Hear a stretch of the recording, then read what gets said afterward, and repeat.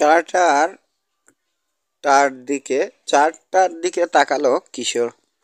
তা পারে, তবে ওগুলোতে আপনার বোটের যাতায়াতের পথ দেখানো থাকবে না। নোটবুকে কি লেখা আছে? আমার ডেইলি শিডিউল। এই যেমন ধরো, রিগ আর তীরে কোথায় কখন কি করব, কখন বেরোবো কখন ফিরব। এছাড়া আছে কতগুলো বোট, প্রতিবাদ জানাতে যাবে, কারা কখন কোন জায়গা থেকে রওনা দেবে, এসব। এরকম ঘটনা আর ঘটেছে? মানে চুরি করে কেউ নোট বই পড়তে ঢুকেছে? ভেবে বললেন কার্টার, কি জানি, ঢুকতেও পারে, আমার চোখে পড়েনি। তবে মাঝে মাঝে মনে হয়েছে নোটবুকটা সরানো, বিশেষ গুরুত্ব দিইনি তখন। এখন মনে হচ্ছে। দরজায় নখ হলো, ভেতরে উকি দিল সোহ। লোক এসেছে। তার পাশ কাটিয়ে ভেতরে ঢুকলো মিস্টার মিলফোর্ড। কি রহস্যের সমাধান হলো? সমাধান তো হয়নি, জানালেন কার্টার। আরও নতুন রহস্য যোগ হয়েছে। আপনার কি খবর? কাজ হলো? হ্যাঁ, ভালোই হয়েছে। বেশ কয়েকজনের ইন্টারভিউ টেপ করেছি। তেল কোম্পানির কয়েকজনের করতে যাব। ছেলেদের দিকে তাকিয়ে বললেন সাংবাদিক, তোমরা যাবে নাকি? চলো, রবিন বলল। এখানে সুবিধে করতে পারলাম না। ডিনারের কি ব্যবস্থা? জিজ্ঞেস করল মুসা। হেসে উঠলেন মিস্টার মিলফোর্ড। হবে হবে, ভাবনা নেই। খালি পেটে রাখবো না তোমাকে। কার্টার, আজ খাবেন আমাদের সঙ্গে। আমাদের সঙ্গে কার্টার, আজ খাবেন আমাদের সঙ্গে। আমরা বোধহয় এখন যাওয়া আমার বোধহয় এখন যাওয়া ঠিক হবে না। একটা ঘটনা ঘটেছে এখানে। কেন, কি কারণে কিছু বুঝতে পারছি না। কিশোর কিছু বলছে না। এক হাতে নোটবুক, চারটা বিছিয়ে প্রবাল প্রাচীর আর দ্বীপগুলোর অবস্থান দেখছে। হঠাৎ মুখ তুলল মিস্টার কার্টার। ডলফিনে লগবুক আছে নিশ্চয়। কার কাছে? ক্যাপ্টেন পেকের কাছে থাকে। রবিনের বাবার দিকে তাকালো কিশোর। আঙ্কেল, আমি মোটেলে ফিরে যাব, তবে তার আগে একবার জেটিতে যাওয়া দরকার। ডলফিনে নামিয়ে দেবেন ওখানে, প্লিজ। কিশোর একসঙ্গে চেঁচিয়ে উঠল দুই সহকারী।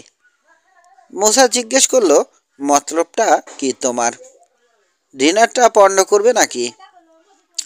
না, তা করব না। তোমার আঙ্কেলের সঙ্গে যাও, আমি কোথাও সেরে নিতে পারবো। স্বস্তির নিঃশ্বাস ফেলল মুসা। হেসে ফেলল ঘরের সবাই। মুসা যে ভোজন রসিক, মিস্টার কার্টারও বুঝে গেছেন সেটা। 5 রবিন আর মুছাকে নিয়ে স্ট্রিটের মোটেলে যখন ফিরে এলেন মিস্টার মিলফোর্ড, অন্ধকার হয়ে গেছে তখন। দুটো ঘর ভাড়া নেওয়া হয়েছে।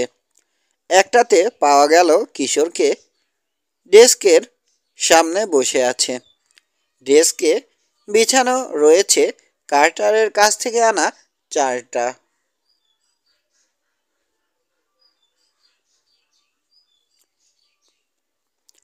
তার নোটবুক আর লগবুকটাও আছে, দুটোই খোলা। খাইছে। একটা চেয়ারে বসে বলল যেন মুসা, ইন্টারভিউ নেওয়া যে এত কঠিন জানতাম না। এত বেশি কথা বলে? রবিনও তার সঙ্গে একমত হলো। প্রশ্ন যা করা হয় সেটার জবাব না দিয়ে খালি ফালতু পেঁচাল। আসল কথা আদায় করাই মুশকিল। হাসলেন মিস্টার মিলফোর্ড। এখনো আরও অনেক বাকি। তবে ওই যে বেশি কথা বলে, তাতে অনেক সময় সুবিধেই হয়। ওরা কেমন লোক, কিভাবে কি জানে, সব পরিষ্কার হয়ে যায়। আর সব কিছু জানা থাকলে ফিচারটা সুন্দর করে লেখা যায়। হ্যাঁ, ঠিকই বলেছেন, মুছা বলল। নইলে জানাই যেত না। ডেল্টন মাছ আর পাখির থোড়ায় পরোয়া করে। প্রকৃতি প্রেমীদের ঘৃণা করে সে। দুনিয়া চুলোই যাক, যোগ করল রবিন। তার কিছু না, সে বোঝে কেবল তেল। কত বেশি তেল তুলতে পারবে তার কোম্পানি, আর কত বেশি বিক্রি করতে পারবে। দুনিয়া চুলোই যাক কথাটা ঠিক না রবিন, শান্ত কণ্ঠে ছেলেকে বোঝালেন মিস্টার মিলফোর্ড। তিনি আর মিস্টার চিকামারাও পৃথিবীর ভালোই চান, তবে অন্যভাবে। ভেবে দেখো, শুধু মাছ আর পাখি নিয়ে কি চলতে পারতাম আমরা? তেল ছাড়া প্রায় অচল হয়ে যেতাম না? এই যে আজকের এই অগ্রগতি, উন্নতি, তা কি হতো পৃথিবীর? ফিরে তাকালো কিশোর। আঙ্কেল, মিস্টার চিকামারার সম্পর্কে কি জেনেছেন? জাপানি ইন্ডাস্ট্রিয়ালিস্ট। এখানে এসেছেন এখানকার তেল কোম্পানিগুলোকে সহযোগিতা করতে, মূল্যবান পরামর্শ দিতে। কয়েক পুরুষ ধরে ওরা জাপানে তেল আর কেমিক্যালের ব্যবসা করছেন। ডেলটনকে ভালো পরামর্শ দিতে পারবে তাহলে। ব্যঙ্গ করল কিনা রবিন বোঝা গেল না। হয়তো। ঘড়ি দেখলেন মিস্টার মিলফোর্ড। আবার বেরোতে হবে আমাকে। ম্যানেজার হার্ডিনের সাক্ষাৎকার নেওয়া বাকি আছে। অফিসে ফোন করেছিলাম, বলল জেটিতে পাওয়া যেতে পারে। আবার যাবে নাকি তোমরা? আইসক্রিম খেলে মন্দ হয় না। ঝকঝকে সাদা দাঁত বেরিয়ে পড়ল মুসার বিমল হাসিতে। ঠিক বলেছেন, দারুণ হবে। কিন্তু উঠে দাঁড়ালো কিশোর। মিস্টার কার্টারকে কথা দিয়েছি আজ রাতে আবার তার ওখানে যাব। দিয়েছি? রীতিমতো অবাক মনে হলো মুসাকে। খাইছে? কিশোর কখন? হাঁটুর নিচে রবিনের লাঠি খেয়ে গাউক করে উঠল, যেন ঢেকুর তুলল। ও হ্যাঁ হ্যাঁ, মনে পড়েছে। যাব বলেছি।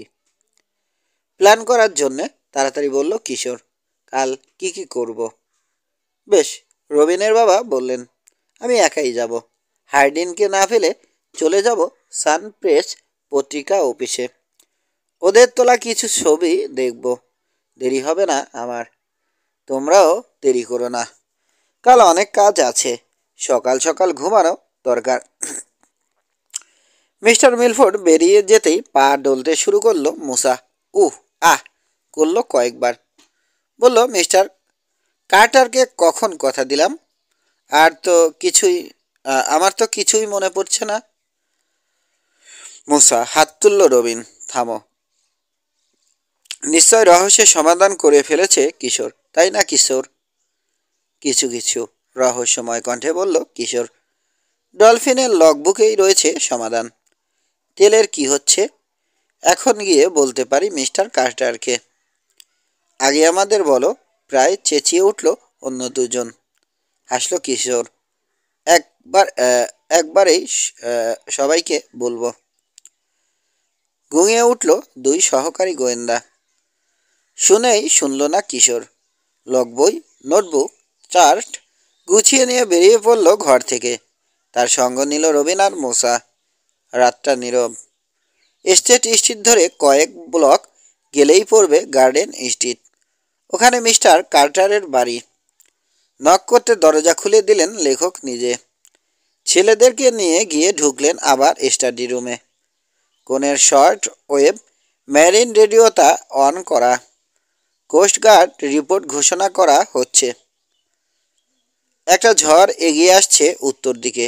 ভয়াবহ ভয়াবহ হারিকেন। তোমরা আবার?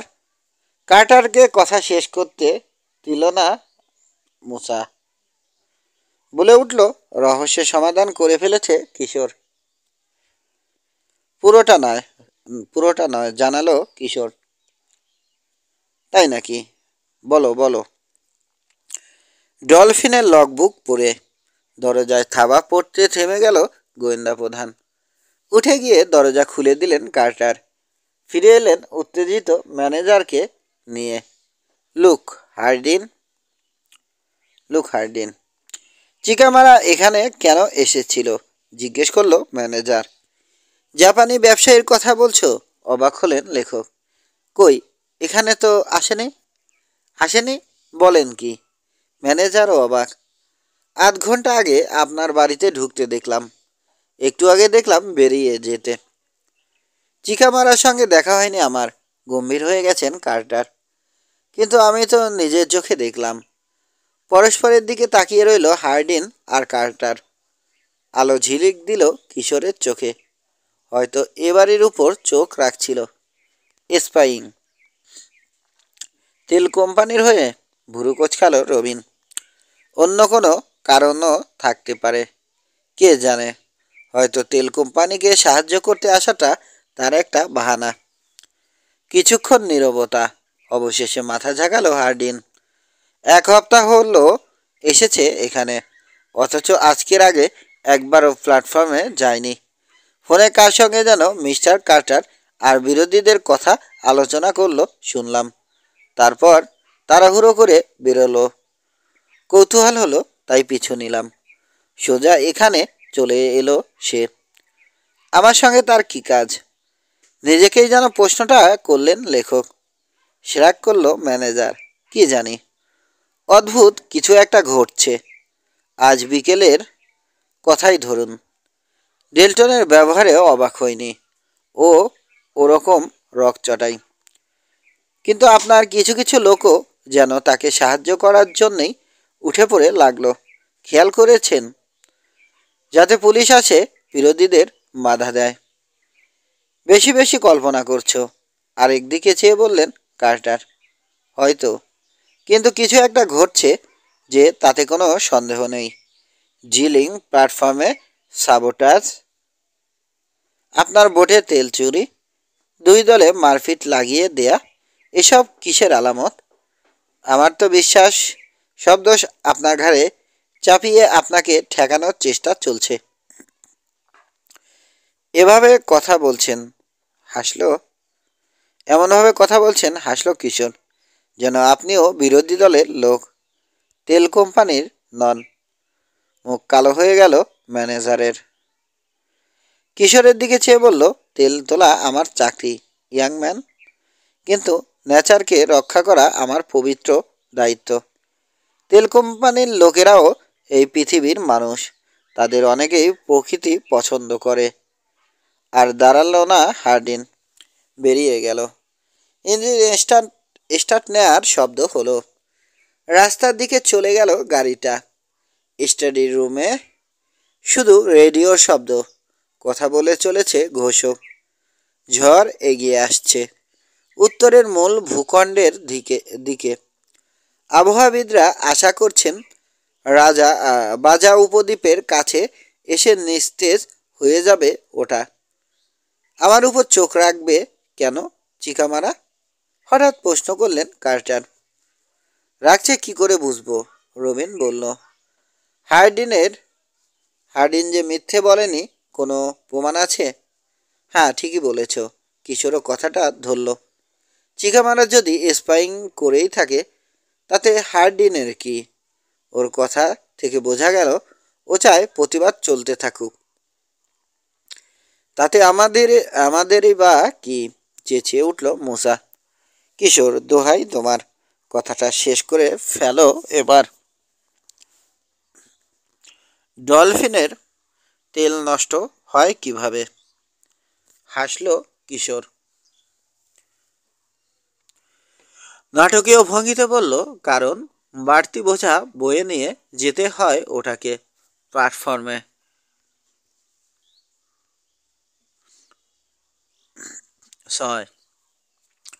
অসম্ভব, বলে উঠলেন কার্টার। না স্যার, জোর দিয়েই বলল কিশোর। এটাই সত্যি। বোঝা নিয়ে যাই, অথচ আমি জানি না। এ হতেই পারে না। কি নিয়ে যাই? এখনো জানি না, তবে নেওয়া হচ্ছে, এবং ভারী কিছু।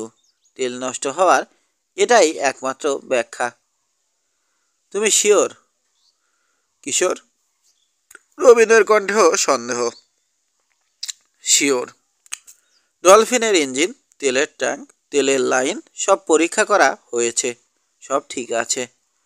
ফুয়েল গজ চেক করা হয়েছে। এমনকি ট্যাঙ্কে কাঠি ঢুকিয়েও তেল মাপা হয়েছে। বন্দর ছাড়ার সময় ভরা থাকে ট্যাঙ্ক। খোলা সাগরে যখন থাকে কেউ বোটে উঠে তেল চুরি করে না, করতে পারে না। কিশোর বাধা দিয়ে বলল, রবিন, সাগরে উঠতে পারে না কেউ, বন্দরেও পারে না। রাতে পাহারায় থাকে ক্যাপ্টেন আর সহ। তাহলে ভারী বোঝা রাখে কিভাবে? এই প্রশ্নের জবাবও জানি না, কিন্তু যেভাবেই হোক রাখা হয়। যার যার চেয়ারে নড়ে চড়ে বসলো দুই সহকারী। এক মুহূর্ত স্থির দৃষ্টিতে কিশোরের চোখে চোখে চেয়ে রইলেন কার্টার। তারপর বললেন, মনে হচ্ছে আরও কিছু বলার আছে তোমার?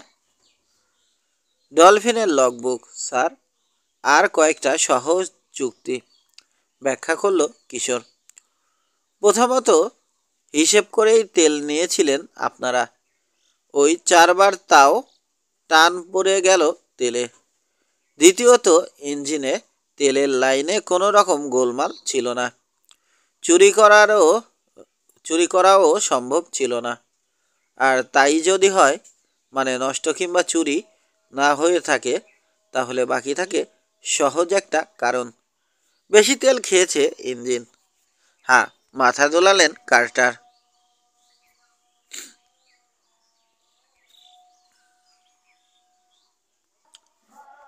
চমৎকার যুক্তি, কিন্তু? কিন্তু কেন? শুধু 4 দিন তেল বেশি খেলো, অন্য দিন খেলো না? ইঞ্জিন তো একই রকম ছিল। এই প্রশ্ন করবেন তো? বেশ। তেল খারাপ হলে, অর্থাৎ তেলের মান খারাপ হলে অনেক সময় বেশি খরচ হয়। ওই 4 দিন খারাপ তেল নেয়া হয়ে থাকতে পারে। হ্যাঁ, এটাও হতে পারে, একমত হলো মুসা। কিন্তু তা হয়নি। লগবুকটা যখন আনতে গিয়েছিলাম, ক্যাপ্টেন পেকের সঙ্গে কথা বলেছি। ওই 4 দিন অন্য কোনোখান থেকে তেল নেওয়া হয়নি। সবসময় যেখান থেকে নেওয়া হয় সেখান থেকেই নিয়েছে। হ্যাঁ, তেল খারাপ হতে পারে, এই প্রশ্ন আমার মনেও জেগেছিল। খেয়াল রেখেছি, ম্যারিনার একই ডিপো থেকে তেল নিয়েছে পেক। অবশ্য হাত নাড়ল কিশোর। এক ডিপোতেও তেলের মান খারাপ হয়, তবে সেটা এক আধবার। 1 সপ্তাহে 4 বার হতেই পারে না। তাহলে তেল খারাপের ব্যাপারটা বাদ দিয়ে দেয়া যায়। আরেকটা সম্ভাবনা, কোনো কারণে বেশি এলাকায় ঘুরছে ডলফিন, কিন্তু লগবুক বলছে ঘোরেনি। 1 মাইলও বেশি চলেনি ওই 4 দিনের কোনো একদিন। না, ঘোরেনি, বললেন কার্টার। ক্যাপ্টেন পেকও এ কথাই বলেছে। দুজনেরই ভুল হতে পারে না। খেয়াল করেননি, এখনো হতে পারে না। থামলো এক মুহূর্ত কিশোর। তাহলে কি দাঁড়ালো? তেল চুরি হয়নি, পড়ে যায়নি, ইঞ্জিনে গোলমাল ছিল না, তেলের মান খারাপ ছিল না, বাড়তি ঘোরাঘুরি করেননি, রোজ যে ক মাইল পাড়ি দেন তাই দিয়েছেন। একটা সম্ভাবনাই শুধু বাকি থাকে, তা হলো সময়। ওই 4 দিন যেতে আসতে কি ডলফিনের বেশি সময় লেগেছিল। লগবুক কনফার্ম করছে সেটা। 3 জনের মুখের দিকেই এক এক করে তাকালো গোয়েন্দা প্রধান। মুচকি হাসল। ওই 4 দিন গড়ে 15 মিনিট ফেরার পথে নষ্ট করেছে ডলফিন। 15 মিনিট যেতে দেরি করেছে, 15 মিনিট আসতে। গেল নষ্ট হয়ে আধ ঘন্টা। উত্তেজনার মাঝে ব্যাপারটা খেয়াল করেননি আপনারা। স্তব্ধ হয়ে গেছেন কার্টার। নিচের চোয়াল ঝুলে পড়ে অবস্থা। এটা এখন পরিষ্কার, বলে গেল কিশোর। ওই 4 দিন ডলফিনের গতি কমিয়ে দিয়েছিল কোনো কিছু। জোয়ার, চোট, বাতাস সব চেক করেছেন আপনারা। সব ঠিক ছিল, কোনো বাধা ছিল না। জবাব তাহলে একটাই, বোঝা অনেক ভারী, বোঝা টানতে হয়েছে বোটটাকে। ফলে সময় নষ্ট হয়েছে, তেলও বেশি খেয়েছে ইঞ্জিন। হঠাৎ হেসে উঠলেন কার্টার। নিশ্চয় এটাই সহজ এবং একমাত্র যুক্তিসঙ্গত ব্যাখ্যা। খুব সহজ, শুকনো গলায় বলল কিশোর। কিন্তু রহস্যময়। ভৌতিক বললেও ভুল হবে না। গোয়েন্দা গল্পের ব্যাপার স্যাপারই এরকম, বললেন লেখক। প্রথমে রহস্য খুব জটিল মনে হয়, ডিটেকটিভ যখন বলে দেয় তখন মনে হয় পানির মতো সোজা। হায় হায়, আগে বুঝলাম না কেন এরকম। পকেট থেকে এক পাতা হলুদ কাগজ বের করলো কিশোর। হোটেলে বসে গবেষণার যথেষ্ট সময় পেয়েছি। হিসেব করে বের করেছি কতটা বাড়তি ওজন বহন করেছে ডলফিন।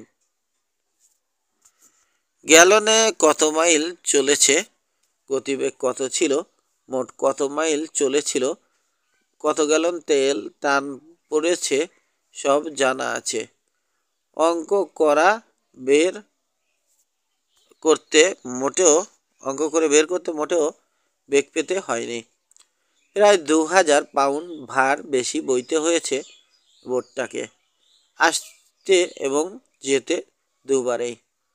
পরের 3 দিন, তবে প্রথম দিন শুধু একবার বইতে হয়েছে।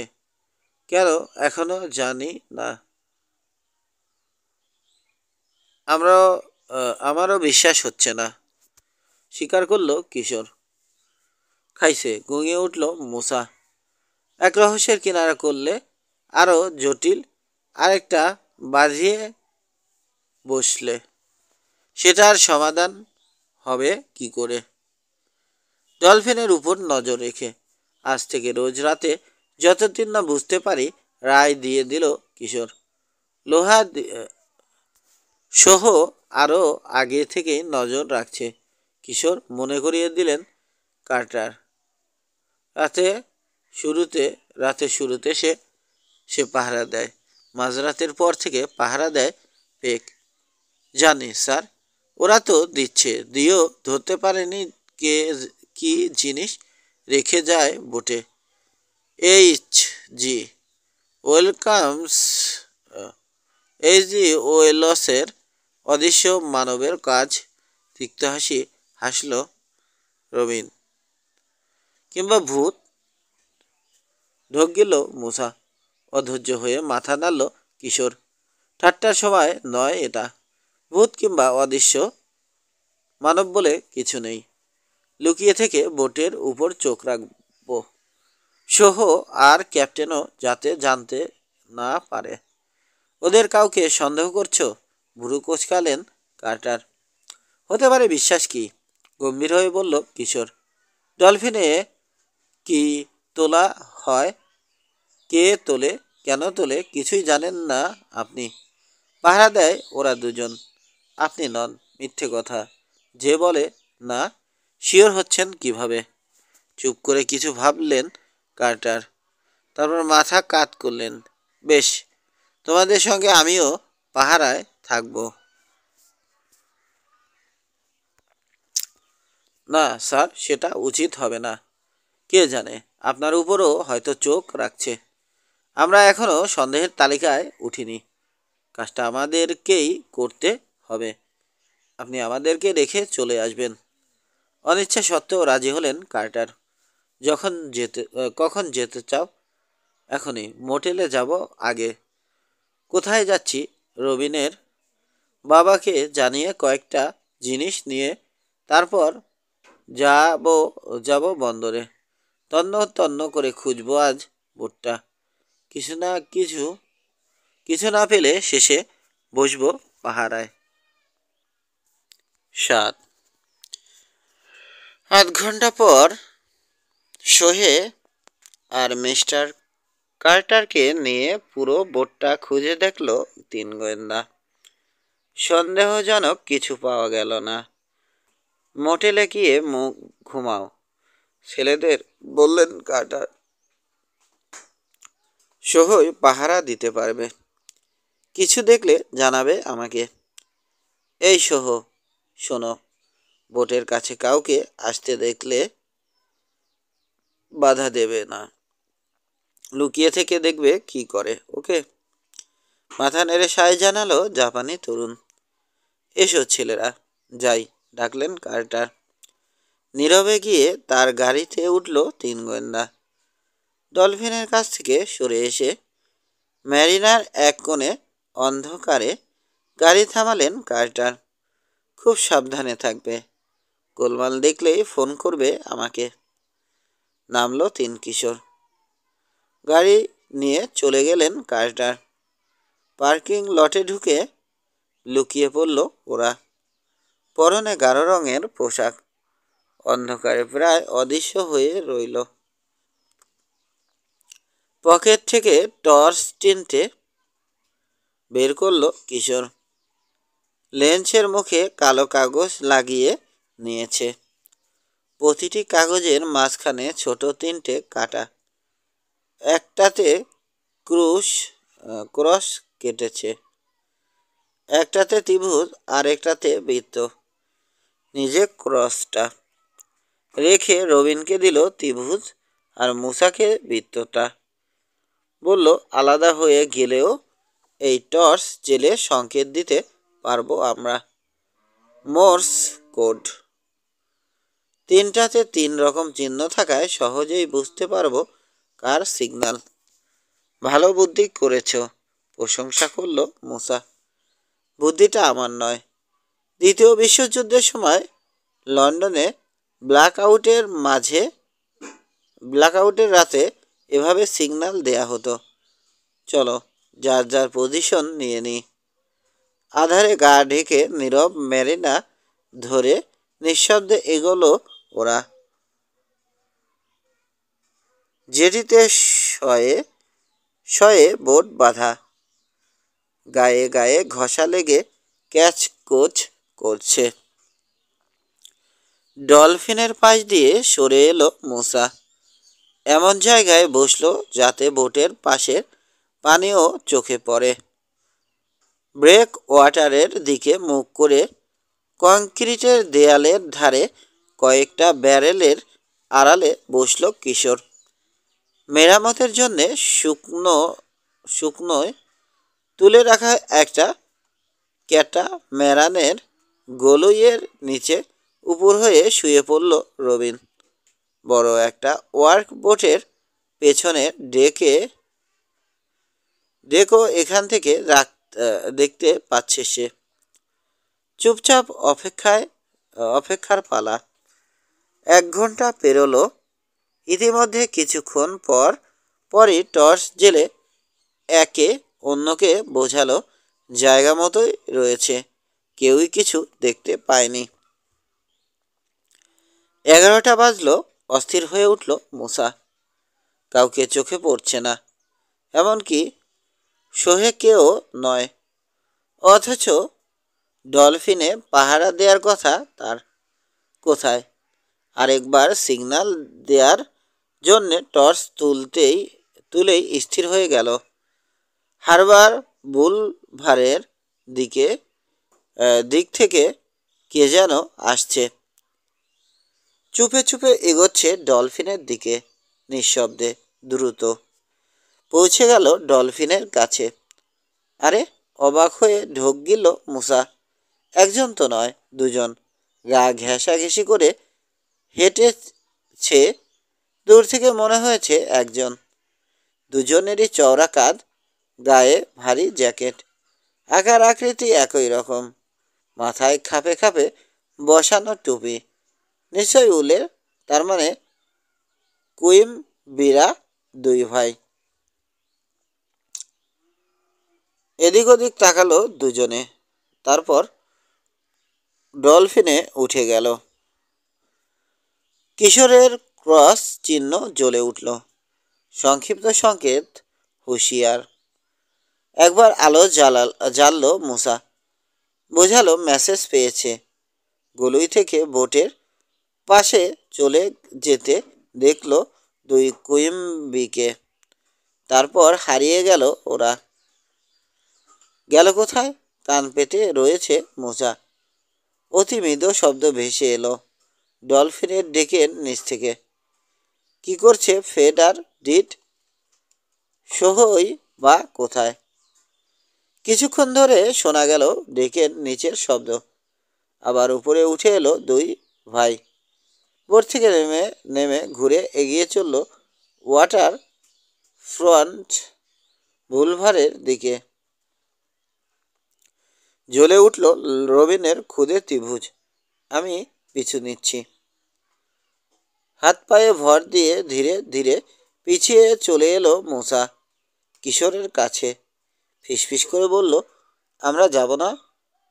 না, সবাই মিলে গেলে দেখে ফেলতে পারে। আমি বোটে উঠব, দেখব কিছু রেখেছে কি না। সহ দেখেছে। হঠাৎ থেমে গেল কিশোর। চেয়ে রয়েছে কুইম্বিদের পিছু পিছু রবিন যেদিকে গেছে। মূসা, কে জানে, ওই যে পার্কিং লটের দিক থেকে আসছে। আড়াল থেকে বেরিয়ে দ্রুত চলতে শুরু করেছে একটা ছায়া। রবিনের পিছু নিয়েছে। মূসা বলল, তুমি থাকো এখানে। জরুরি কণ্ঠে বলল কিশোর। রবিনের বিপদ হতে পারে, ওকে সাবধান করা দরকার। এখানে থেকে কি করব? আমি বোটে উঠি গিয়ে দেখি কুইম্বিরা কি করছে। সোহে কোথায় তাও দেখব। ঠিক আছে, যাও, বলে হাঁটতে শুরু করলো কিশোর। সামনের মূর্তিটার উপর চোখ রেখে ছায়ায় ছায়ায় এগিয়ে চলল। কার উপর নজর রাখছে লোকটা, ভাবল কিশোর। রবিন নাকি কুইম্বিদের উপর? পিপাগুলোর আড়ালে হুমড়ি খেয়ে থেকে কিশোরকে অদৃশ্য হয়ে যেতে দেখল মূসা। কোনো গাড়ির ইঞ্জিন স্টার্ট নিল না। তার মানে হেঁটে যাচ্ছে কুইম্বিরা। তৃতীয় লোকটাও। তাহলে তাদেরকে অনুসরণ করতে অসুবিধে হবে না রবিন আর কিশোরের। কিছুক্ষণ অপেক্ষা করল মূসা। ডলফিনের দিকে চেয়ে ভাবছে, কুইম্বিরা কি কিছু রেখে গেল বোটে? সোহ কি সেটা দেখেছে? সোহে কি সেটা দেখেছে? ও কোথায়? দেখা যাচ্ছে না কেন? উঠে দাঁড়ালো সে। পানির কিনার ঘেঁষে তৈরি সি ওয়ালের উপর দিয়ে হাঁটতে শুরু করলো। ঢেউয়ে মৃদু দুলছে ডলফিন। নির্জন ডেস্ক, কারো নড়াচড়া নেই। গেল কোথায় জাপানি মালিটা? বোটে উঠল মূসা। ডাকলো, সোহ। সাড়া নেই। সামনের ডেক ধরে এগোলো ব্রিজের দিকে। আবার ডাকলো সোহের নাম ধরে। পেছনে নড়ে উঠল কেউ। ভারী পায়ের আওয়াজ শুনে ঝটকা দিয়ে ঘুরল মূসা, কিন্তু দেরি করে ফেলল। তার কাঁধ চেপে ধরল কঠিন একটা হাত। কর্কশ কণ্ঠে ধমক দিল, চুপ, খবরদার, নড়বে না। 8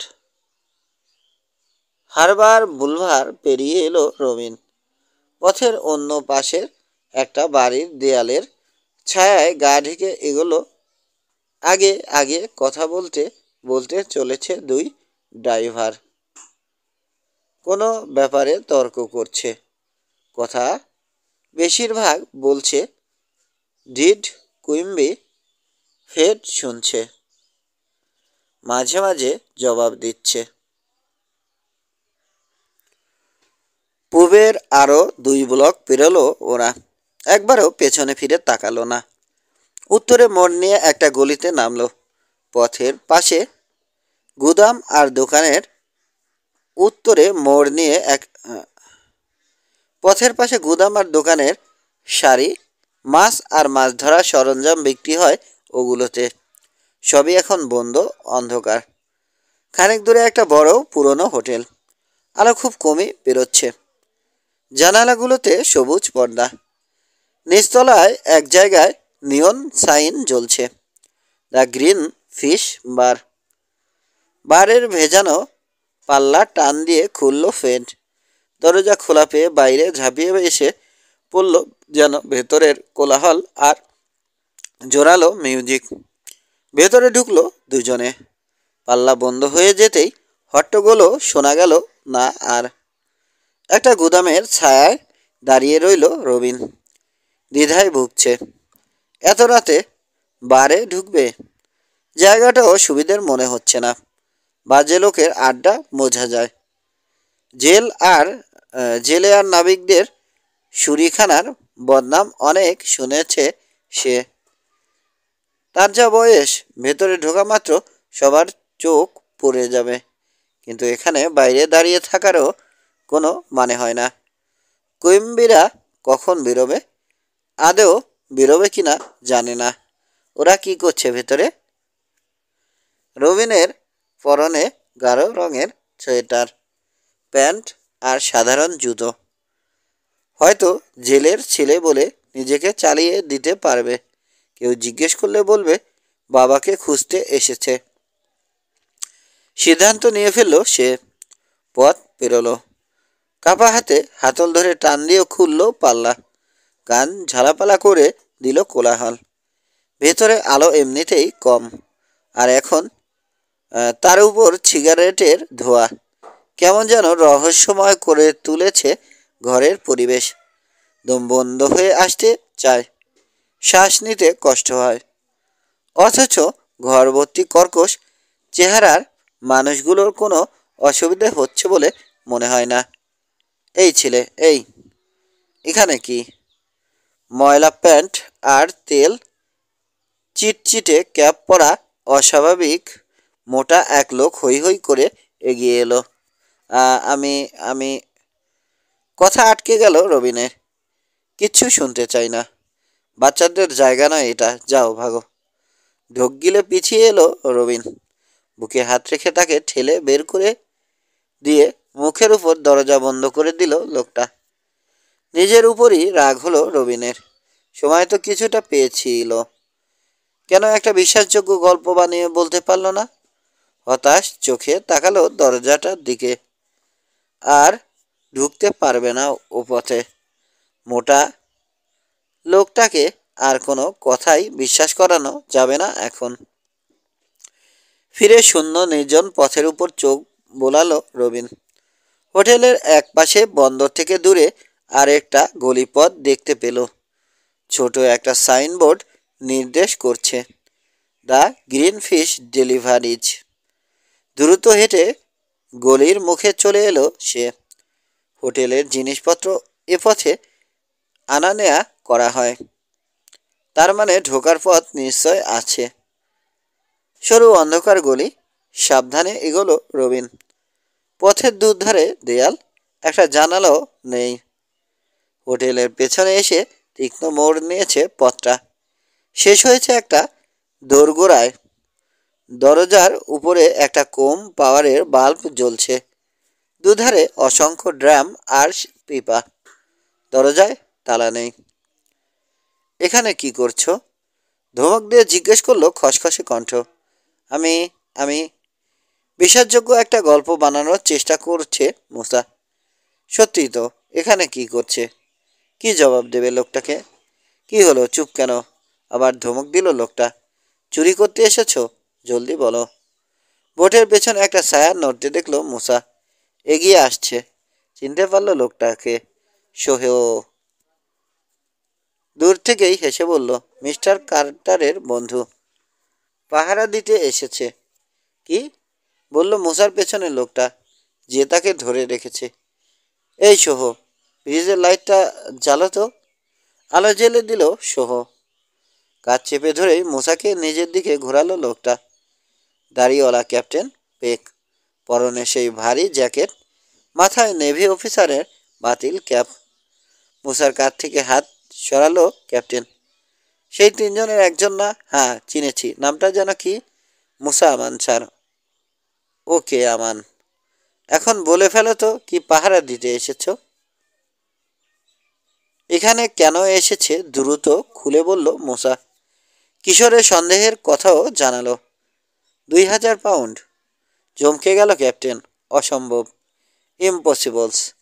এত ভারী জিনিস এই বোটে এনে লুকাতেই পারে না। আমার চোখ এড়িয়ে তো নয়ই। শুনলে বিশ্বাস হতে চায় না ক্যাপ্টেন। ঠিক। বিশেষ ভঙ্গিতে মাথা নাড়ল মূসা। কিন্তু কিশোর বলেছে এটাই তেল নষ্ট হওয়ার একমাত্র কারণ। আর কিশোর যখন বলেছে অবিশ্বাস হলেও বিশ্বাস করতেই হবে। কি ভাবলো ক্যাপ্টেন? তারপর বলল, তোমার বন্ধুর কথায় যুক্তি আছে, মানতেই হয়। তবু ক্যাপ্টেন বাধা দিয়ে বলল মূসা, একটু আগে ডিড আর ফেড কুইম্বিকে বোটে উঠতে দেখলাম। হাতে কিছু ছিল না, তবে বোটে উঠে কোনোভাবে কোনো জিনিস তুলেও থাকতে পারে। সহ কিছু দেখেছ? শব্দ শুনেছি, দেখিনি। মিস্টার কার্টার বললেন লুকাতে। লুকিয়ে থাকলাম, বেরোয়নি। আরও একজনকে দেখেছি, কে চিনতে পারেনি। ও বোটে ওঠেনি, তবে এদিকেই ঘুরঘুর করছিল, বোধহয় নজর রাখছিল। বোটে এখনই খোঁজা দরকার, বলল ক্যাপ্টেন। এসো দেখি। ক্যাপ্টেনের সঙ্গে নিচের দিকে নামলো মূসা। হাতঘড়ি দেখল, 11:30টাও বাজেনি। মাঝরাত, অর্থাৎ 12টার পর থেকে ক্যাপ্টেনের পাহারা দেওয়ার কথা। এত আগেই চলে এলো কেন? তৃতীয় লোকটার পিছু নিয়ে হারবার বুলভার পেরিয়ে একটা গলিতে এসে পড়ল কিশোর। পুরনো হোটেলটার সামনে হঠাৎ দাঁড়িয়ে গেল লোকটা। লাল নীল নিয়ন আলোয় এই প্রথম লোকটার চেহারা দেখতে পেল কিশোর। লুক হার্ডিন, তেল কোম্পানির ম্যানেজার। বারের দরজার সামনে দাঁড়িয়ে দ্বিধা করছে হার্ডিন। ঢুকবে কিনা ভাবছে, হয়তো। ঢুকলো না। ঘুরে চলে গেল হোটেল আর আরেকটা বাড়ির মাঝের গলির দিকে। রবিনার কুইম্বিদের ছায়াও দেখতে পেল না কিশোর। নীরব, নির্জন পথ। তাড়াতাড়ি হাঁটতে শুরু করলো ম্যানেজার যে গলিতে ঢুকেছে সেদিকে। গলিতে ঢুকে আর দেখতে পেল না হার্ডিনকে। গেল কোথায়? পা টিপে টিপে এগোলো কিশোর, দেয়ালের ছায় মিশে। দুরু দুরু করছে বুক। হার্ডিন বুঝে ফেলেনি তো? ঘাপটি মেরে নেই তো কোথাও? হোটেলের পেছনে মোড়ের কাছে চলে এলো কিশোর। নেই, ম্যানেজার নেই। ঘটল না কিছু। সোজা হয়ে চলার সাহস হলো না আর তার। বসে পড়ে চুপ করে রইল এক মুহূর্ত। তারপর 4 হাত পায়ে ভর দিয়ে এগোলো ধীরে, অতি ধীরে। দৃষ্টি তীক্ষ্ণ, কান খারাপ। কিছু দূর এগিয়ে পথ শেষ। সামনে যাওয়ার উপায় নেই, বন্ধ। কাউকে দেখা গেল না।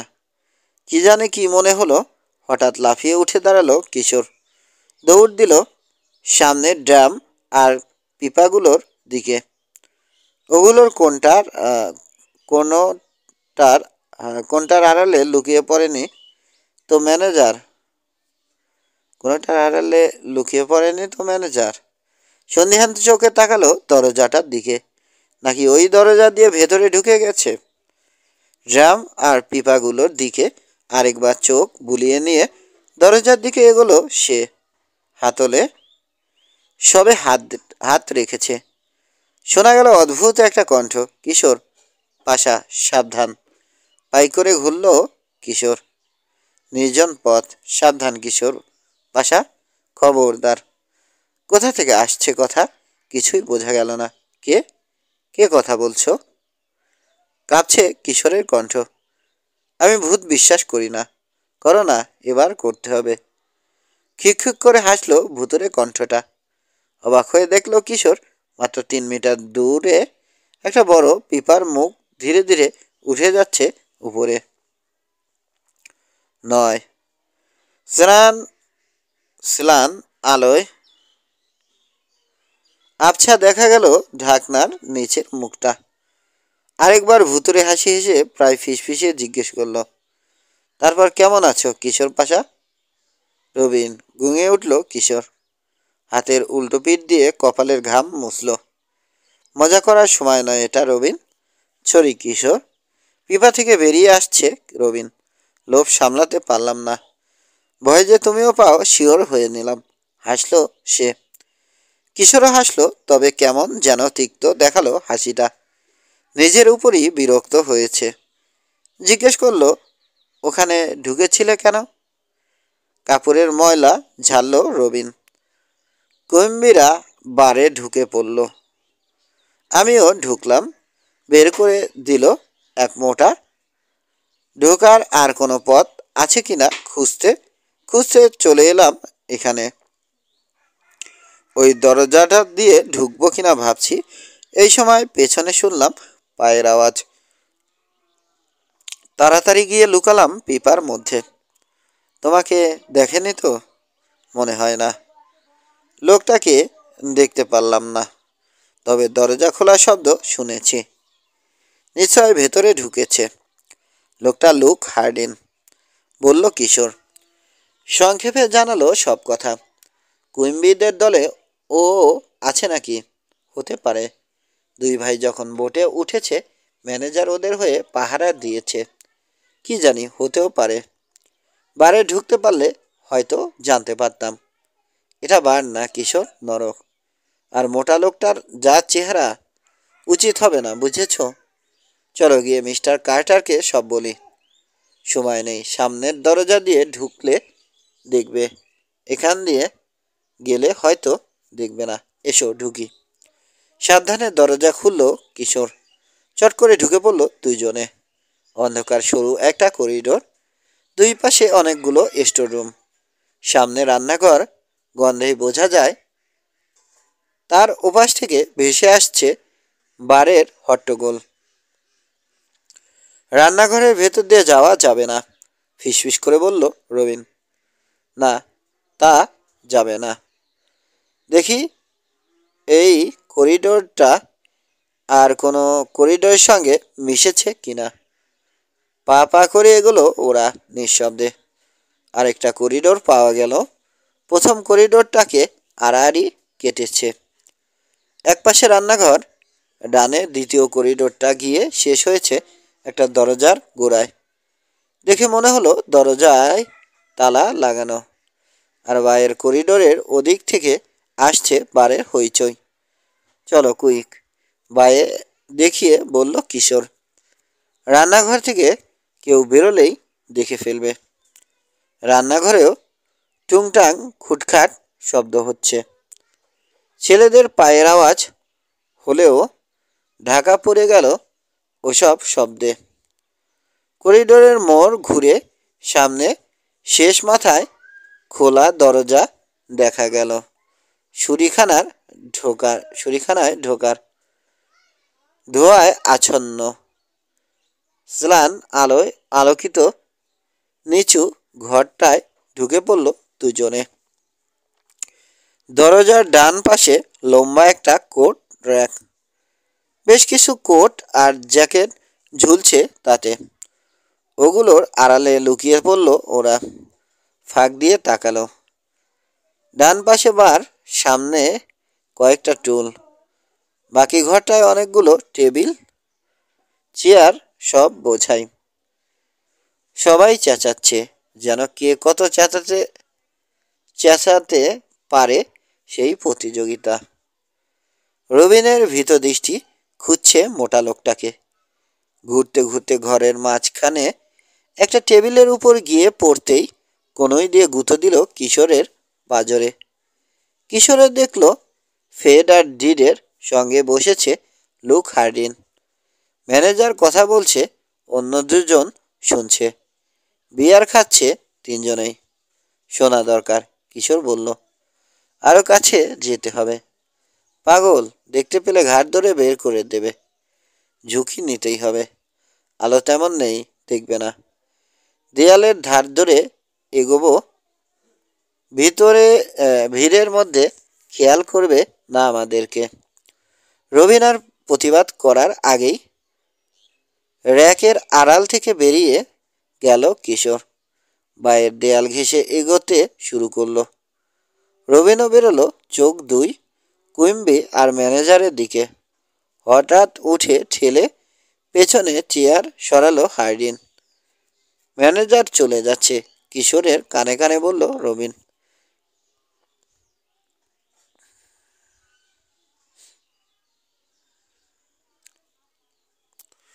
দরজার দিকে রওনা হয়েও কি ভেবে বারের দিকে ফিরল হার্ডিন। ঘুরে গিয়ে দাঁড়ালো বারের কাছে। কালচে ছুট পরা বেটে টাকমাথা একজন লোকের পাশে। আরে, জাপানিটা? আবার ফিসফিস করলো রবিন। হ্যাঁ, চিকা মারা, নরম গলায় বলল বটে কিশোর। কণ্ঠের উত্তেজনা চাপতে পারল না। তেলের ব্যবসা ছাড়াও আরও কিছু করে মনে হয়। কি জানি, এমনি হয়তো এসেছে। এটা একটা সাধারণ ছুরিখানা, ট্যুরিস্ট স্পট নয়। ওই দেখো। ওদের দিকেই চেয়ে রয়েছে ফেড আর ডিড। গভীর আগ্রহে দুজনের দিকে চেয়ে আছে দুই ভাই। ডিড যেন ওঠার কথা ভাবছে। এই এই ছেলেরা এখানে কি? এই পাহাড়ের মতো কিশোরের সামনে দাঁড়িয়ে গেল মোটা লোকটা। কোথা থেকে যে উদয় হলো বুঝতেই পারল না দুই গোয়েন্দা। রবিনের দিকে চেয়ে চেঁচিয়ে উঠল, এই, তোমাকে না একবার বের করে দিয়েছিলাম, আবার ঢুকেছ? দাঁড়াও, দেখাচ্ছি মজা। আমাদের কাছে এসেছে পিরানো। পেছন থেকে বলল কঠিন একটা কণ্ঠ। ওদের জন্যই বসেছিলাম। পাহাড়ের পেছন থেকে পাশে সরল লাল টুপি পরা ডিড কুইম্বি। ছেলেদের দিকে চেয়ে হাসল।